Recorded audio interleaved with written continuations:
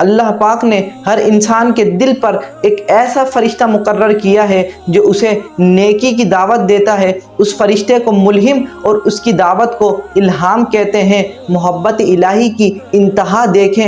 हज़रत जुनैद बगदादी रहमतुल्लाह अलैह फरमाते हैं, अल्लाह पाक के नबी हज़रत यूनुस अलैहिस्सलाम इस कदर रोए कि बिनाई कम हो गई और इस कदर क़याम फरमाया, यानी खड़े होकर अल्लाह की इस कदर इबादत की कि कमर में खम पड़ गया, और इस कदर नमाज पढ़ी कि चलने फिरने की ताकत ना रही। आप अलैहिस्सलाम ने बारगाह इलाही में अर्ज़ की, तेरी इज़्ज़त व जलाल की कसम, अगर मेरे और तेरे दरमियान आग का समंदर होता तो मैं तेरी मोहब्बत और शौक़ की वजह से उसमें दाखिल हो जाता।